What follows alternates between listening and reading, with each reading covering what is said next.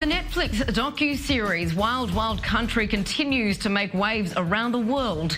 It chronicles the conflict between the members of a utopian commune who set up in the Oregon desert and the local ranchers. Their leader, a guru known as Bhagwan Sri Rajneesh or Osho, and his secretary Ma Anand Sheila became the centre of an almost deadly controversy. Members of the group amassed weapons to defend their commune, and some plotted to murder Osho's doctor and a federal prosecutor who was investigating them. The commune also charged with carrying out the first bioterror attack in the United States. Here's a bit of the trailer. Everyone in Antelope mistrust Rajneesh. I want that guru and his evil influence out of my city. They're run by satanic power. There is talk of vigilantes who may seek revenge on the Rajneeshis. A bomb went off in the middle of the community. More than 60 followers evacuated. It was a catastrophe. Mostly I'm just terrified. If I didn't take measures to protect our community, no one else would do it. We call upon the governor to disarm this cult's army now. Now, Lani Levine is an Israeli who lived at the ranch during that time. She was later appointed Osho's national ambassador by the leader himself. Lani separates the teachings of Osho from the scandal surrounding the spiritual teacher, and today leads his meditations here in Tel Aviv. Now, while she says the crimes committed by her fellow sannyasins are inexcusable, she gave us insight into daily life in the commune. One of the things that came to me from the documentary, where it appears that we were stockpiling weapons and everything, and I just wanted to look at it from a different perspective, because the community had a road going through the community, the county road. So it was open to the public. We didn't have a gated community. So people would drive through in their pickup trucks with rifles in the back. And if you were living in a place like that and your neighbors were driving through with guns, what would you do to protect yourselves? So I'm trying to think in perspective. On the video, it looks like huge, like everybody has guns and everything. But we're talking like 38 people out of 5,000 learned how to use guns. Mm-hmm. At the time, though, when you were having your gatherings in the big conference rooms, and there were other sannyasins standing around armed with Uzis and sawn-off shotguns, did it not seem excessive to you at the time? Well, we have this in Israel, too. We have to protect ourselves. I mean, when a bomb went off in the hotel in Portland, that's when the guns started. It didn't start before. It was a response to something. Now, you were at Rajneeshpuram in 1983 to 1985, at the height of when these scandals were taking place that were depicted in the documentary. What was going through your mind? What were your thoughts when you watched this documentary series? It was not easy for me watching the documentary. I lived there for 2 years, and I was doing my job every day. We'd work 12 hours a day. And I didn't know what was going on, because we didn't have TV, we didn't have news, and I was doing laundry, doing construction, doing cleaning, I was working in air conditioning.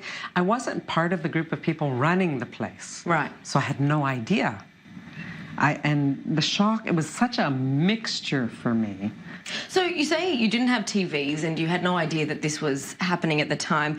What did you think then when TV reporters started coming into the commune, FBI agents started to emerge to do searches with search warrants? What was going through your mind then? Well, a lot got exposed to me when Sheila actually left the ranch. So you can imagine, I'm trying to put things in perspective. 35 years ago, I'm living there day to day, doing my thing, enjoying and having the time of my life.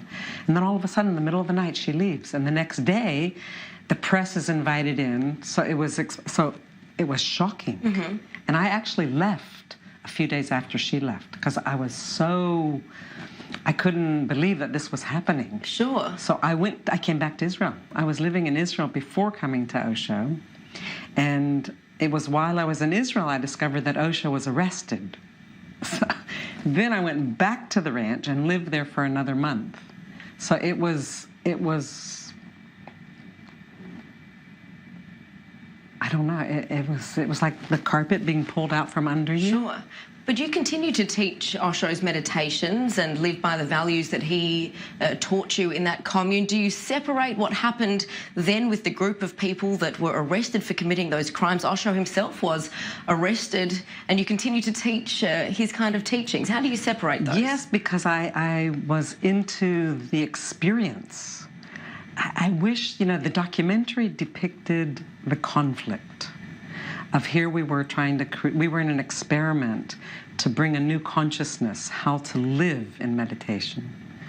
Because people, when they hear that we work 12 hours a day, 7 days a week, we didn't have weekends. We worked every day from 7 in the morning till 7 in the evening. And we had vegetarian food, and then we had a disco, so we'd go dancing after work, and then sometimes go home and make love with a friend. And the energy that was available, I personally had so much energy. I wouldn't have, even knowing today what I watched on the documentary, I would have done it again. I was 25 years old. What attracted you to move to Oregon in the first place? It wasn't Oregon that I was attracted to. It was the people. And I knew nothing about Osho's teachings. It was the quality of the people that were around him. The day I arrived, Osho was coming to sit with the community, and he was in silence at the time. And he would just simply sit in his chair, and just being in his presence was an incredible transmission of energy. I don't know if I can convey it to you. The master-disciple is a transmission. It's not a love affair. It's not being in love with the man. It's an energy that he transmits. So to be in his presence is an amazing experience. Let's talk about that, because you were in his presence in a very big way after 1985. You met him personally. I did. I was very lucky. One evening, in the evening discourse, Osho's caretaker's looking out, and she's looking at me, and she points at me, and she says, "Osho would like to see you." And my heart literally jumped into my throat. And it was like, and I was wearing a beautiful sari, and I walked towards Osho's bedroom where we were going to see him with Hasya, and I sat in front of him about as close as I am to you, and I remember verbatim everything he said to me. He said, "I hear you've been doing very good work." He said, "If you know any Koreans that can translate my Hindi discourses, the Koreans will really appreciate my Hindi discourses." And then he said to me, "You will now be my world ambassador." I said, "No." I was literally in shock. And I remember walking out of his room, and I felt like I was walking on cotton. And the next day he gifted me this watch. So what was happening inside that commune that allowed for someone like Sheila and the others that were interviewed in that documentary series to stray so far from what you're saying were Osho's beliefs? Sheila had the merit of creating that commune. She had a light side and a dark side. Nobody could have done what we did in those years. She helped to ground that place. But in my opinion, she lost it and got into the dark side of having so much power. There's a lot of corruption when you get into power. So I don't know. It was shocking to me. And even, on the video, it was depicted how she dealt with the politicians. But she had a lot of power over people inside the commune also.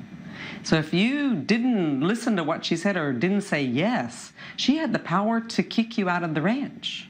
And people wanted to stay there, so a lot of people would say yes, just so they could be there with Osho. How does the idea of free love play into that, and how did it present itself while on the commune? Well, it depends what you mean by free love. The way that it was received by the neighbours was as though it seemed that people were constantly having these sex parties, having sex all the time, and they found it quite confronting. That they described the kinds of noises that were coming out of the commune. Is that an accurate depiction of what was happening there? I don't know what they experienced, but I do know that Osho encouraged people to go into the orgasmic experience, and because it's the orgasmic experience that's the doorway to meditation. Because when you have an orgasm, your mind stops. And that's why he wanted people to go to use sexuality as a meditation. So I don't know if that's what you mean by Why do you free think that love. people are so focused on that part of the documentary? Because I think people aren't living it. That's why.